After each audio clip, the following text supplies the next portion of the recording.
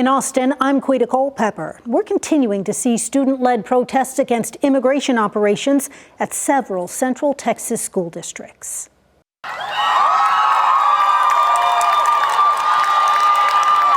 Pflugerville ISD students from all 4 high schools, some of the middle schools, have walked or driven and gathered at the Pflugerville Municipal Court, all with one goal. We are protesting against ICE, as you see. To get ICE out, to start racially profiling. We need to show support, we need to raise awareness, we need to protest. This is just one Central Texas district that saw anti-ICE demonstrations on Monday. Started on Instagram and reposting, using the power of social media in a good way, and we grew a community, and we're here now. If you see over there, Henderson's coming, Conley's coming, we're all coming together, making an impact. It's something, but we're going to work. Eli Gutierrez, a junior at Weiss High School, says they're standing with communities in Minnesota. And also, he saw Alex Preddy, Renee, Minnesota, taking lives, man. This is ridiculous. So it's just here making a change. Look, they're all coming here now. It's awesome to see. Students like Donna Hernandez say now ICE activity is impacting families that look like hers. They're scared to go out because of ICE. They're scared to go to other places. We can't do fun things because we think that ICE will be out in the street. And that hurts to see. I feel like I'm about to be in tears because of how hurtful and sad that we have to come to this, to do protests as kids, to stand for other people. As this is happening, Governor Greg Abbott has directed the Texas Education Commissioner to investigate Austin ISD schools for student-led protests at 14 campuses last week. Attorney General Ken Paxton has also demanded documents from AISD with regard to the walkouts.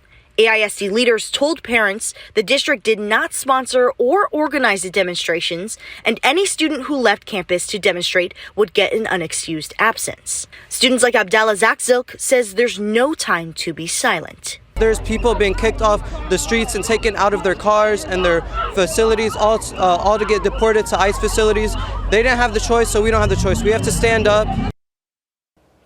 And that was reporter Jessica Cha reporting in Pflugerville. And like AISD, Pflugerville, Hayes, and Manor ISDs told us the districts did not sponsor the walkouts at their schools. They encourage parents to speak with students about the consequences of leaving campus to participate. Austin police are telling city staff more about how officers deal with federal immigration agents.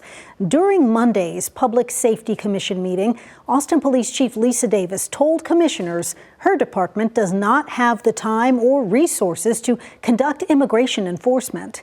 Now, it comes after a controversial case in early January where officers responded to a disturbance and a woman they spoke with had an administrative warrant issued by ICE.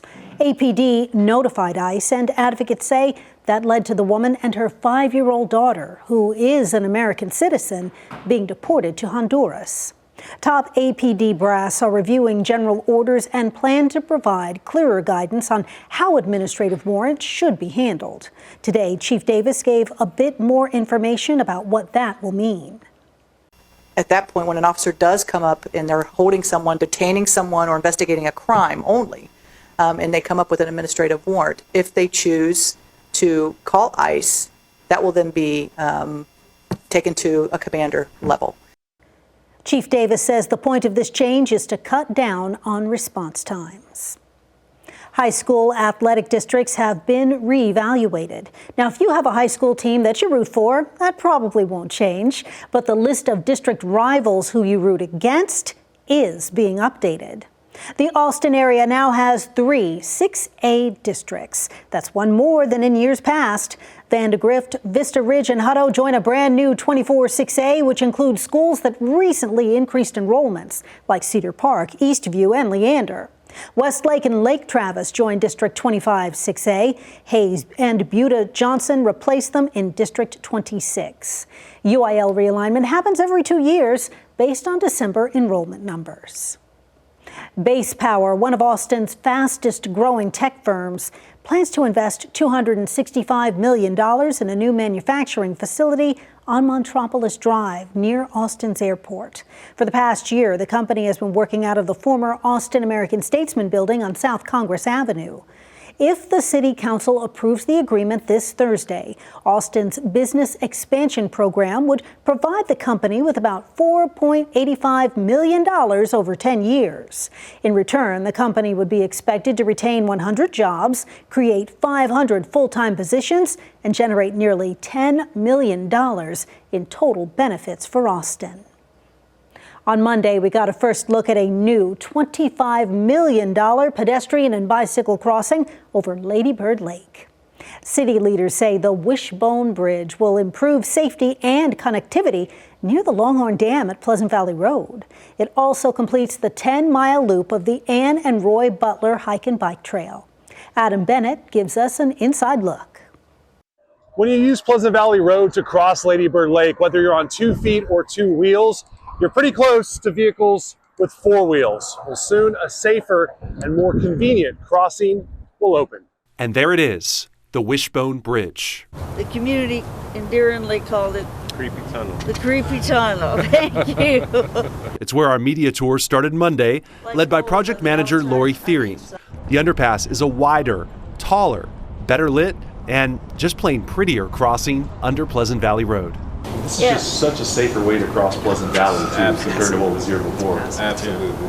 On the other side, we got our first look at the Wishbone Bridge. Is the connection to Mount Holly Peninsula? Its 3 legs link 3 points along the shore to the central plaza. There you'll find maraca-shaped benches made by local vendors, shade structures, dark sky lighting, and greenery waiting to bloom. So it won't look like a metal structure, it'll look like A shade, a tree. Yeah. It'd be like you're sitting under a shade tree. From beyond the construction fence, Next week, no, come Saturday at 9:30. we met people excited for this weekend's grand opening. Having this new safe bridge away from this busy road makes me feel more safe and comfortable with my dog. And it's beautiful. I get to be down closer to the water. Now, 19 months after breaking ground, crews are 4 months ahead of schedule, under budget, I'm excited. It's been a long time coming for a lot of people. and overjoyed for Austin to experience this, too. Adam Bennett, KVUE News. The project is funded by 2020 Mobility Bond dollars and a federal grant.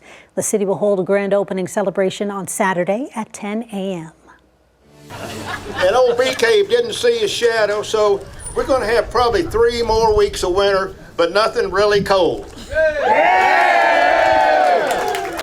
On Groundhog Day, Central Texas has its own weather predictor, Bee Cave Bob the Armadillo.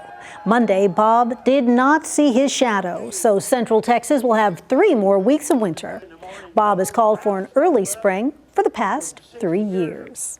And those are the headlines happening in Austin. I'm Quita Culpepper.